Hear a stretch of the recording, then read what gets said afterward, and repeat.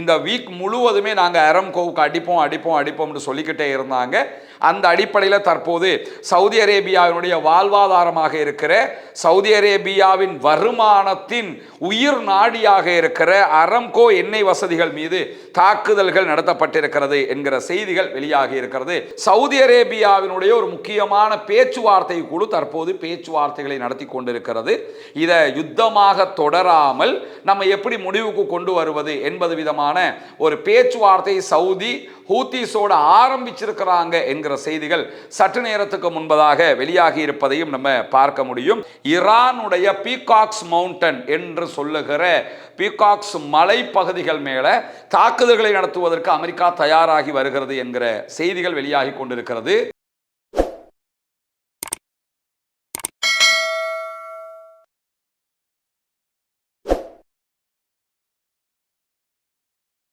அன்பிற்கினிய சகோதர சகோதரிகளை, நம் அனைவர் மீதும் ஏக இறைவனுடைய அமைதியும் கருணையும் உண்டாகட்டுமாக என்கிற உயரிய பிரார்த்தனைகளோடு பாலஸ்தீனத்தில் ஆரம்பித்த இஸ்ரேலிய ஆக்கிரமிப்பு இராணுவத்தினுடைய தாக்குதல்களை தொடர்ந்து அமெரிக்காவும் ஈரானும் உச்சமாக மோதிக்கொண்ட காலகட்டங்களை நம்ம தொடர்ச்சியாக பார்த்து வர்றோம். இந்த நிலையில இன்று முதல் சவுதி அரேபியாவும் யமன்ல இருக்கக்கூடிய ஹூத்தி படைப்பிரிவுகளும் ஒரு பாரிய சண்டைக்கு தயாராகி வருகிறார்கள் என்கிற செய்திகளை நம்ம பார்க்க முடிகிறது. இரு தரப்பும் தற்போது மோதிக்கொள்ள ஆரம்பித்திருக்கிறார்கள். யுத்த நிறுத்தம் முடிவுக்கு வந்திருக்கிறது என்கிற காட்சிகளை பார்க்கிறோம். இந்த நிலையில தான் இன்றைக்கு வெளியாக இருக்கக்கூடிய பல முக்கியமான செய்திகள்ல கடந்த 48 மணி நேரங்களுக்குள்ளாக காசா அப்பாவிகள் மேல இஸ்ரேலிய ஆக்கிரமிப்பு இராணுவம் நடத்தி இருக்கக்கூடிய தாக்குதல்கள்ல இதுவரைக்கும் 6 அப்பாவிகள் கொல்லப்பட்டிருக்கிறார்கள், ஷஹீதாகி இருக்கிறார்கள். 37 அப்பாவிகள் படுகாயம் அடைந்திருக்கிறார்கள் என்கிற செய்திகள் வெளியாகி இருக்கிறது. கடந்த 2025 அமெரிக்காவினுடைய தலையீட்டில் ஒரு யுத்த நிறுத்தம் கொண்டு வரப்பட்டாலும் யுத்த நிறுத்தம் நடைமுறையில் இருக்கும் போதே இஸ்ரேல் பாலஸ்தீன அப்பாவிகள் மீது தொடர் தாக்குதல்களை நடத்தி வருகிறது. அந்த தாக்குதல்கள் அடிப்படையில் இதுவரைக்கும் யுத்த நிறுத்த காலத்துக்குள்ளாக 1191 அப்பாவிகளை இஸ்ரேல் தாக்கி கொன்றொழித்திருக்கிறது என்கிற செய்திகளுக்கு மத்தியில் 3853 பேர் படுகாயம் அடைந்திருக்கிறார்கள் என்கிற செய்திகளும் வெளியாகி இருக்கிறது. இதுவரைக்கும் 803 உடல்கள் ஜனாசாக்கள் தான் மீட்கப்பட்டிருக்கிறது என்கிற செய்திகளையும் காசாவினுடைய சுகாதார அமைப்புகள் வெளியிட்டிருப்பதை நம்ம பார்க்க முடியும். மீதி ஜனாசாக்கள் கிட்டத்தட்ட 300 ஜனாசாக்களை மீட்க முடியாத நிலையிலும் பாலஸ்தீன சுகாதாரத்துறை தடுமாறிக்கொண்டிருக்கிற காட்சிகளையும் நம்ம கவலையோடு பார்க்க முடிகிறது. இந்த அளவுக்கு தொடர்ந்து காசா மீது தாக்குதல்களை நடத்தி வருகிறது இஸ்ரேலிய ஆக்கிரமிப்பு படைகள் என்கிற செய்திகளுக்கு மத்தியில் தான் இன்றைய நாள் யமன்ல இருக்கக்கூடிய ஹவுத்திஸ் அன்சாருல்லா படைப்பிரிவுகளுக்கும் அதே போன்று சவுதி அரேபியாவுக்கும் இடையிலான சண்டைகள் உச்சம் தொட ஆரம்பித்திருக்கின்றன. சவுதி அரேபியா உள்ளிட்ட சவுதி அரேபியாவின் நேச நாடுகளும் கல்ஃப் கண்ட்ரீஸும் ஹவுத்திஸ் மேல ஒரு முற்றுகையை விதித்திருக்கிறார்கள். கிட்டத்தட்ட 10 ஆண்டுகளாக இந்த முற்றுகை தொடர்ந்து வருகிறது. வான் கடல் தரை வழியான முற்றுகையாக இது இருக்கிறது. ஹவுத்திஸ்களுக்கு யாரும் உள்ள எந்த பொருட்களையும் கொண்டு போய் கொடுக்க முடியாது என்கிறது தான் இந்த தடையினுடைய சாராம்சமாக இருக்கிற போது ஹவுத்திஸ் படைப்பிரிவுகள் மொத்தமாக அவர்களுக்கு தேவையான பொருட்களை கள்ள சந்தையில் பெற்றுக்கொள்கிறார்கள் என்கிற குற்றச்சாட்டுகளும் முன்வைக்கப்படுகிறது. அதை தாண்டி ஈரானோடு நெருக்கமாக இருக்கக்கூடிய நாடுகள் அவர்களிடமிருந்து தேவையான பொருட்களை கொண்டு போய் சேர்க்கிறார்கள். அதே போன்று சைனா உள்ளிட்ட நாடுகளிடமிருந்தும் ஹவுத்திஸ் அவர்களுக்கு தேவையான பொருட்களை இறக்குமதி செய்து கொள்கிறார்கள் என்கிற செய்திகள் எல்லாம் பரவலாக இருக்கக்கூடிய சூழல்ல தான் ஹவுத்திஸுக்கும் சவுதி அரேபியாவுக்கும் இடையில மீண்டும் ஒரு 6 ஆண்டுகளுக்கு பிறகு சண்டைகள் ஆரம்பித்திருக்கின்றன. உத்தியோகபூர்வமாக இரு நாடுகளும் தங்களுடைய சமாதான உடன்படிக்கையை உடைத்து கொண்டதாக அறிவித்திருக்கக்கூடிய சூழல்ல தான் இன்றைய நாள் சவுதி தலைமையிலான படைப்பிரிவுகள் யமன்ல இருக்கக்கூடிய யமனுடைய மத்திய பகுதியாக இருக்கிற மாரிப் அதே போன்று வடக்கில் இருக்கக்கூடிய அல் ஜவாஃப் ஆகிய மாகாணங்கள்ல இருக்கிற ஹவுத்திஸினுடைய துணை இராணுவ படைகள் மீது வான்வழி தாக்குதல்களை நடத்தி இருக்கிறார்கள் என்கிற செய்திகள் வெளியாகி இருக்கிறது. இடத்துல ஒன்றை கவனிச்சுக்கிறோம் என்னன்னு கேட்டா, ஹவுத்திஸ் அன்சாருல்லா படைப்பிரிவுகளை பொறுத்தவரையில வெறுமனே சாதாரணமான ஒரு அமைப்பாக அவங்க இல்லை. அவங்க ஏவுகணை பலம் கொண்டவர்கள். இஸ்ரேலை நோக்கி 2020 கிலோமீட்டரை தாண்டி பாலிஸ்டிக் மிசைல் தாக்குதல் நடத்துகிற அளவுக்கு அவர்களுக்கு பலமும் அறிவும் இருக்கக்கூடிய ஒரு பெரிய படைப்பிரிவு. அது மட்டுமல்லாமல் இன்றைக்கு சவுதி நடத்தியிருக்கக்கூடிய தாக்குதல் ஹவுத்திஸினுடைய துணை இராணுவ குழுக்கள் மேலதான் நடத்தப்பட்டிருக்கிறது. எனவே அவர்களுக்கு அவர்களுக்கு இராணுவம், துணை இராணுவம், கடற்படை, விமானப்படை, ஏவுகணைகளை ஏவக்கூடிய படைகள் என்று எல்லா படை வசதிகளையும் அவர்கள் வைத்துக் கொண்டிருக்கிறார்கள். இப்படியான நிலையில தான் இன்றைக்கு ஹவுதீஸினுடைய அல் ஜூஃபா, அதே போன்று அல் சஃப்ரா, அதே போன்று மஜ்ஜார் ஆகிய மாவட்டங்களில் சவுதி அரேபியாவினுடைய படைகள் நடத்தி இருக்கக்கூடிய தாக்குதல்களில் ஏவுகணை ஏவுதளங்கள் மீது தாக்குதல் நடத்தி இருப்பதாக அறிவித்திருக்கிறார்கள். அதே நேரம் ஒரு கத்யூக்ஷா வகையான ராக்கெட் ஏவுதளத்தின் மீது தாக்குதல் நடத்தி இருப்பதாக சொல்லியிருக்கிறார்கள். அதே போன்று ஹவுதீஸினுடைய ஆயுத கிடங்கின் மீதும் தாக்குதல்களை நடத்தி இருக்கிறோம் என்று சொல்லி இருக்கிறார்கள். ஆனால் இந்த செய்திகளுக்கு வீடியோ ரீதியிலான அல்லது நேரடி ஆதாரங்கள் இதுவரைக்கும் வெளியாகவில்லை. பின்னேரங்களில் சவுதி அரேபியா வெளியிடுவதற்கான வாய்ப்புகளும் இருக்கிறது. இப்படியான சூழலில் தான் ஏவுகணை ஏவுதல் தொடர்பான நிபுணர்கள், அதே போன்று ஹவுதீஸினுடைய துணை இராணுவ படையைச் சேர்ந்த உறுப்பினர்கள் கொல்லப்பட்டிருக்கிறார்கள் என்கிற செய்திகளையும் சவுதி அரேபியாவும் அதனுடைய தொலைக்காட்சிகளும் ஒளிபரப்பிக் கொண்டிருக்கிறது. ஆனால் இதுவரைக்கும் ஹவுதீஸ் தங்களுக்கு ஏற்பட்ட இழப்புகள் தொடர்பான எந்த செய்திகளையும் வெளியிடவில்லை. இப்படியான நிலையில தான் இன்றைய நாள் ஹூத்திகள், அன்சாருல்லா படைப்பிரிவுகள் நிலைமையை தீவிரப்படுத்தும் விதமாக சவுதி அரேபியாவினுடைய அரம்கோ மேல தாக்குதல்களை நடத்தி இருக்கிறார்கள் என்கிற செய்திகள் வெளியாகி இருக்கிறது. இந்த வீக் முழுவதுமே நாங்கள் அரம்கோவுக்கு அடிப்போம் சொல்லிக்கிட்டே இருந்தாங்க. அந்த அடிப்படையில் தற்போது சவுதி அரேபியாவினுடைய வாழ்வாதாரமாக இருக்கிற, சவுதி அரேபியாவின் வருமானத்தின் உயிர் நாடியாக இருக்கிற அரம்கோ எண்ணெய் வசதிகள் மீது தாக்குதல்கள் நடத்தப்பட்டிருக்கிறது என்கிற செய்திகள் வெளியாகி இருக்கிறது. கடந்த 8 தொடக்கம் 10 ஆண்டுகளாக யமனில் இருக்கக்கூடிய ஹவுதீஸுக்கு எதிரான முற்றுகையை சவுதி அரேபியா தொடர்ந்து வரக்கூடிய நேரத்தில் தான் சவுதி அரேபியாவை அவசரமாக பேச்சுவார்த்தை மேசைக்கு வர வேண்டும் என்று கட்டாயப்படுத்தும் விதமாகவும் இந்த தாக்குதல்களை ஹவுதீஸ் நடத்தி கொண்டிருக்கிறார்கள் என்கிற செய்திகள் வெளியாகி கொண்டிருக்கக்கூடிய சூழல்ல ஏற்கனவே இவர்கள் இஸ்ரேலோடு பாரிய ஒரு யுத்தத்தை நடத்தி இருக்கிறார்கள். அதிலே வெற்றியும் கண்டிருக்கிறார்கள். அமெரிக்காவோடு இந்த காசா வார் நடக்கிற நேரத்தில் மிகப்பெரிய சண்டைகளை பிடித்திருக்கிறார்கள். எனவே அவர்களுக்கு தங்களுக்கு ஏற்படுகிற இழப்பை பெரிதாக எடுத்துக்கொள்ளுகிற ஒரு சாரார் அல்ல. ஈரானியர்களைப் போல இழப்புகளையும் மகிழ்ச்சியாக ஏற்றுக்கொண்டு எதிரிக்கு இழப்பு ஏற்படுத்த வேண்டும் என்கிற இடத்தில் இருக்கிற காரணத்தினால இந்த தாக்குதல்களை அவர்கள் உச்சமாக நடத்துகிறார்கள் என்பதை நாம் பார்க்க முடியும். இப்படியான சூழல்ல தான் ஹவுதீஸ் சவுதி அரேபியாவுக்கு 2 சாய்ஸுகளை கொடுத்திருக்கிறாங்க. முதலாவது என்னன்னு கேட்டா, தங்கள் மீது விதிக்கப்பட்டுள்ள முற்றுகைகளை நீக்குவதோடு பேச்சுவார்த்தையில் சவுதி அரேபியா கலந்து கொள்வது. இரண்டாவதாக, ஒரு முழு அளவிலான யுத்தத்திற்கு சவுதி அரேபியா தயாராக வேண்டும் என்பது. இன்றைக்கு காலையில் நடந்த சம்பவங்களை பார்த்து முடிய சவுதி அரேபியா ஒரு பெரிய வாருக்கு ரெடி ஆயிட்டாங்க என்கிற விதமாகத்தான் அமைந்திருந்தது. ஆனால் இப்போ இந்த வீடியோ நம்ம பேசுகிற இந்த தருணத்தில் சவுதி அரேபியா முதலாவது சாய்ஸை எடுத்திருக்கிறாங்கங்கிற மாதிரியான செய்திகள் வெளிவருகிறது. காரணம் என்னன்னு கேட்டால், ஓமானில் இருக்கக்கூடிய ஹவுதீஸினுடைய தூதுவராலயத்தில் தூதுவர் அங்கே இருக்கக்கூடிய ஊடக பேச்சாளர்களோடு சவுதி அரேபியாவினுடைய ஒரு முக்கியமான பேச்சுவார்த்தை குழு தற்போது பேச்சுவார்த்தைகளை நடத்தி கொண்டிருக்கிறது. இதை யுத்தமாக தொடராமல் நம்ம எப்படி முடிவுக்கு கொண்டு வருவது என்பது விதமான ஒரு பேச்சுவார்த்தை சவுதி ஹூத்திஸோடு ஆரம்பிச்சிருக்கிறாங்க என்கிற செய்திகள் சற்று நேரத்துக்கு முன்பதாக வெளியாகி இருப்பதையும் நம்ம பார்க்க முடியும். இப்படியான சூழல்ல தான் சவுதி அரேபியாவினுடைய அனுமதி கிடைச்சா மட்டும்தான் யமனுக்குள்ள இருக்கக்கூடிய அரச படைகள் அல்லது சவுதி அரேபியாவின் அங்கீகாரம் பெற்ற படைகள் ஒரு யுத்தத்துக்கு போக முடியும். ஆனால் சவுதி அங்கீகாரத்தை இன்னும் கொடுக்கவில்லை. ஏன்னா அவங்க பேச்சுவார்த்தை நடத்துறதுக்கு ரெடி ஆயிட்டாங்கிறது தெரியுது. அதற்கு முன்பதாக யமனில் இருக்கக்கூடிய சர்வதேச ஆதரவு பெற்ற படைப்பிரிவுகள் அல்லது சர்வதேச ஆதரவு பெற்ற அரசாங்கத்தினுடைய ஜனாதிபதி தலைமைத்துவ குழுவினுடைய உறுப்பினர் சுல்தான் அல் அராரா இன்றைய தினம் தங்களுடைய படைகளை தயார் நிலையில் இருக்குமாறு அறிவித்திருக்கிறார். இந்த சுல்தான் அல் அராதா உள்ளிட்ட தலைமைத்துவ கவுன்சில்னு ஒன்று வச்சிருக்கிறாங்க. இதுக்கு ஏற்கனவே தலைமைத்துவ கவுன்சிலுக்கு தலைவர் வச்சிருந்தாங்க. அந்த தலைவர் தன்னை ஜனாதிபதி மாதிரியே நடத்தி கொண்டிருக்கிறாரு. இதெல்லாம் நம்மளால் ஏற்றுக்கிற முடியாதுன்னு அவங்களுக்குள்ள சண்டை பிடிச்சிக்கிட்டு இருக்கிறாங்க. அதே போன்று யுஏஇயோட ஒரு பிரச்சனை ஏற்பட்டது. இதெல்லாம் நடந்தது. இப்போ தலைமைத்துவ கவுன்சில் வச்சு பேரை நீங்களாம் உறுப்பினர்களாக இருந்துக்கிறங்க அப்படின்னு வச்சிருக்கிறாங்க. அதில் ஒரு ஆள் தான் வந்து படைகளுக்கு உத்தரவிட்டிருக்கிறார், எல்லாரும் ரெடி ஆயிருங்க, நம்ம ஹவுதீஸோட ஒரு பெரிய சண்டைக்கு போகிறோம் அப்படின்னு இருக்கிறாங்க. ஆனால் அவர் சொல்லி அடுத்த கணமே சவுதி அரேபியா ஒரு பேச்சுவார்த்தைக்கு தயாராகிட்டாங்கிறது தெரியுது. சவுதி அரேபியா ஹவுதீஸோட சண்டைக்கு போகிறதுனால யாருக்கு இழப்புன்னா ஹவுதீஸுக்கு கிடையாது. கண்டிப்பாக பெரிய இழப்பை சவுதி தான் சந்திக்கும். ஏன்னா சவுதி பார்டரில் இருக்கிறதுனாலையும் அவர்கள் ஏற்கனவே பல சண்டைகளை பிடித்திருந்தாலும் இப்போ ஹூத்தி இராணுவ குழுவை பொறுத்தவரையில் அவர்கள் ஏவுகணை பலத்தோடு இருக்கிறதுனால ஈஸியாக சவுதி அரேபியாவினுடைய அரம்கோவுக்கு யமன்ல இருந்து 2020 கிலோமீட்டர் தாண்டி இஸ்ரேலுடைய தளங்களுக்கே பலிஸ்டிக் ஏவுகணை தாக்குதல்களை நடத்தியவர்களால் பக்கத்தில் இருக்கிற சவுதி அரேபியாவுக்கு நடத்த முடியாது என்று யாரும் நம்ப மாட்டாங்க, குறிப்பாக சவுதி நம்பாது. அதனால் அவர்கள் சமாதானத்திற்கு போவதற்கான ஏற்பாடுகளை செய்து கொண்டிருக்கிறார்கள் என்கிற செய்திகள் வெளியாகி வரக்கூடிய நேரத்தில் தான் நமக்கெல்லாம் தெரியும், இஸ்லாத்தை ஏற்றுக்கொண்ட சகோதர சகோதரிகளுக்கான ஒரு வீடமைப்பு திட்டத்தை இலங்கையினுடைய கிழக்கு மாகாணம் பொத்துவில்ல நம்ம செஞ்சு வர்றோம்.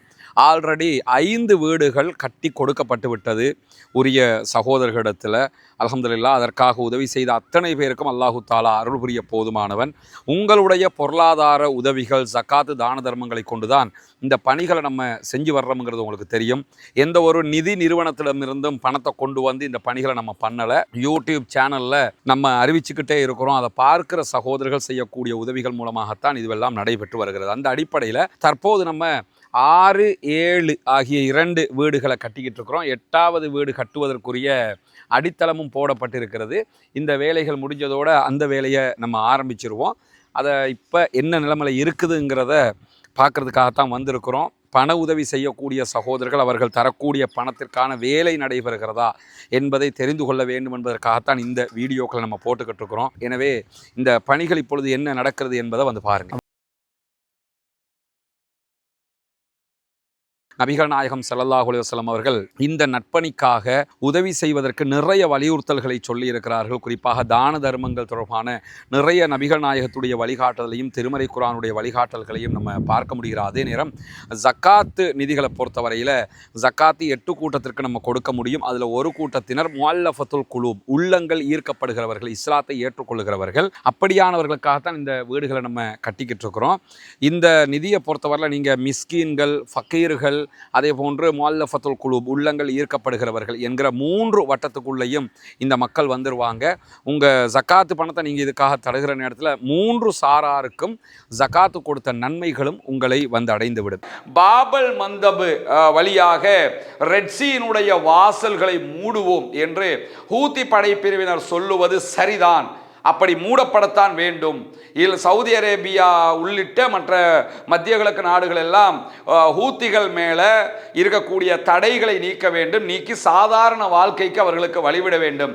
இல்லை என்றால் ஹூத்திஸ் அந்த நீர்வழிப்பாதையை மூட வேண்டும், கப்பல் போக்குவரத்துக்கு தடை விதிக்க வேண்டும்.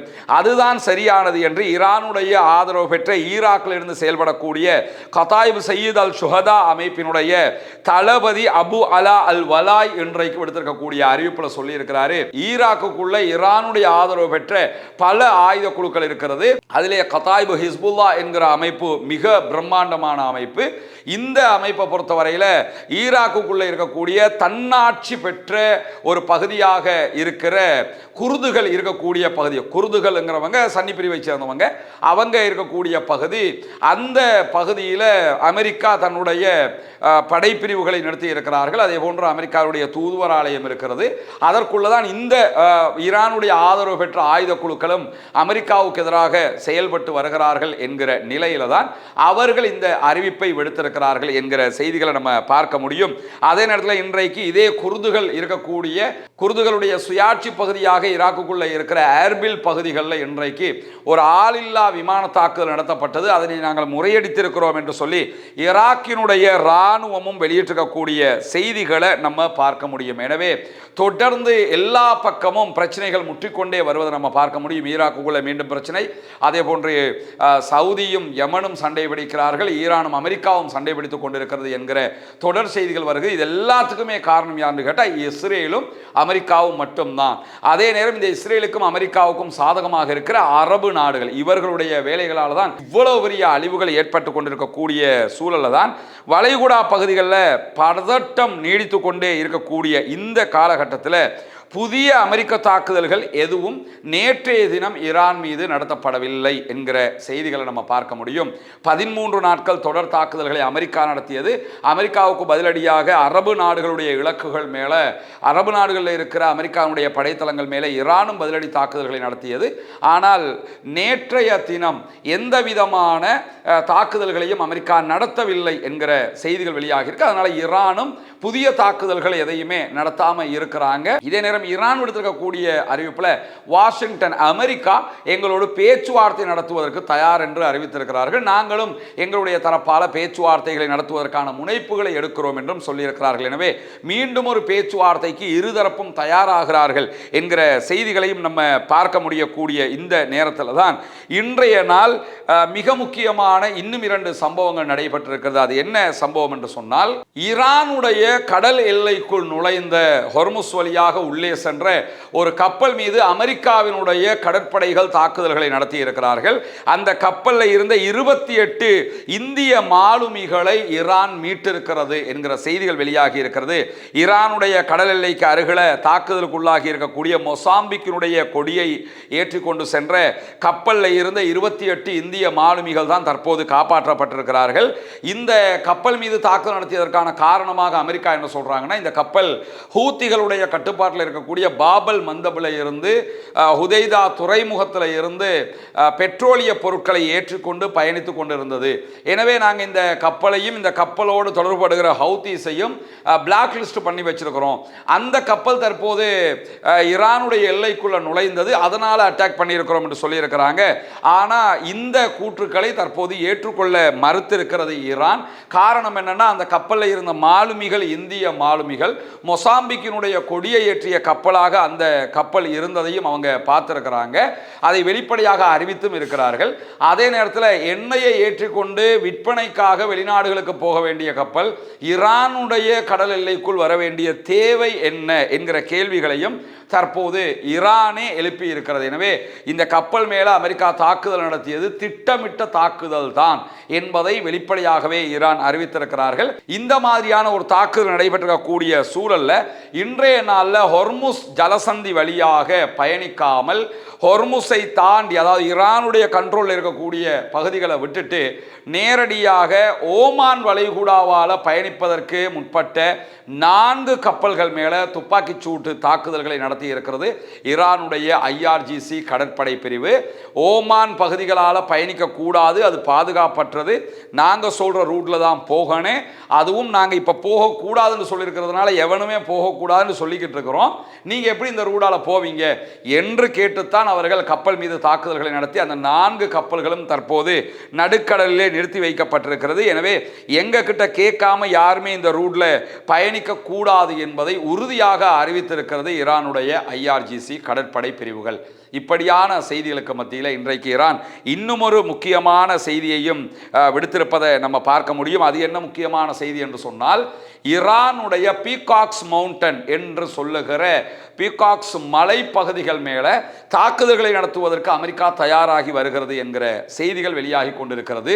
இந்த பீகாக்ஸ் மலைகளுக்கு கீழாக இருக்கிற மாபெரும் சுரங்கங்களுக்குள்ளாகத்தான் ஈரான் செறிவூட்டப்பட்ட யுரேனியத்தை பாதுகாத்து வைத்திருக்கிறது என்று அமெரிக்காவும் இஸ்ரேலும் நம்புறாங்க. ஏன்னா பல தாக்குதல்களை ஈரான் மேல நடத்தியும் அவர்களால் செறிவூட்டப்பட்ட யுரேனியத்தை மீட்டெடுக்க முடியாமல் போய்விட்டது, அழிக்கவும் முடியாமல் போய்விட்டது, ஈரானுடைய பலத்தை இல்லாமலாக்க முடியாமல் போயிடுச்சு. நட்டான்ஸ் மேல அட்டாக் பண்ணாங்க, அதே போன்று இஸ்பஹான்ல அட்டாக் பண்ணாங்க.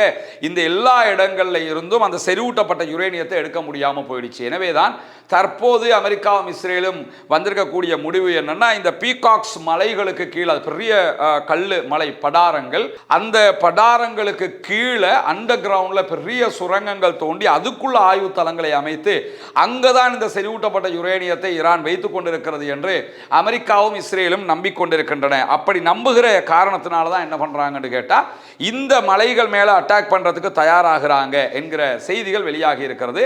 அப்படி ஒரு தாக்குதலை அமெரிக்கா பீகாக்ஸ் மலைகள் மீது நடத்தினால் கண்டிப்பாக இஸ்ரேலுடைய புதிய இலக்குகள் மேலே தாக்குதல் நடத்துவோம் என்று சொல்லி ஈரான் அறிவித்திருக்கிறது. இஸ்ரேலுக்குள்ளே இருக்கக்கூடிய பல முக்கியமான இடங்களுடைய புதிய இலக்குகளை தாங்கள் தேர்வு செய்து வைத்திருப்பதாகவும், அந்த இலக்குகள் என்பது தாக்குவதற்கு எளிதானதாக இருப்பதாகவும், ஆனால் பல ஆண்டுகள் போகும் அதையெல்லாம் சரி செய்யறதுக்கு, அப்படியான இலக்குகளை ரெடி பண்ணி வச்சிருக்கிறோம். எனவே இஸ்ரேல் சம்பந்தப்படவே இல்லைன்னா கூட நாங்கள் அமெரிக்கா எங்களை தாக்கினால், பீகாக்ஸ் மலைக்கு அட்டாக் பண்ணாங்கன்னு சொன்னால் இஸ்ரேலுக்கு தான் அடிப்போம் அப்படின்னு சொல்லி தெளிவாக சொல்லி இருக்கிறார்கள். அதிலையும் தற்போது வெளியாகி இருக்கக்கூடிய ஆய்வு தகவல்கள் பிரகாரம் ஈரானுடைய பீகாக்ஸ் மலைப்பகுதிகள் மேலே அமெரிக்கா தாக்குதல் நடத்தினாலோ, அல்லது அமெரிக்காவும் இஸ்ரேலும் இணைந்து நடத்தினாலோ, அல்லது அமெரிக்கா மட்டும் தாக்குதல்களை நடத்தினாலோ கண்டிப்பாக ஈரான் பதிலடி தாக்குதல்களை கொடுக்கும் போது இஸ்ரேலுக்குள்ள இருக்கக்கூடிய இஸ்ரேலுடைய அணு உலைகள் மீது தான் தாக்குதல்களை நடத்தப் போகிறது என்பதுதான் இங்க இருக்கக்கூடிய மிக முக்கியமான செய்தியாக இருக்கிறது. இந்த வரைபடத்தில் நீங்க பார்க்கக்கூடிய பீகாக்ஸ் மலைப்பகுதிகள் தான், குறிப்பாக இதுல இருக்கக்கூடிய இந்த பகுதிகள் நட்டான்ஸினுடைய பகுதிகள், இங்க தான் அமெரிக்கா ஆல்ரெடி குண்டுகளை போட்டிருந்தாங்க. இது எல்லாமே பீகாக்ஸ் மலை. அந்த மலைக்கு உள்ளே இருக்கக்கூடிய வழித்தடங்களுடைய சில பகுதிகளைத்தான் சேட்டலைட் இமேஜ் காட்டுவதாக இன்றைக்கு அமெரிக்க ஊடகங்கள் செய்தி வெளியிட்டிருக்கின்றன. அல் ஜசீராவும் இதை சுட்டி காட்டுகிறது.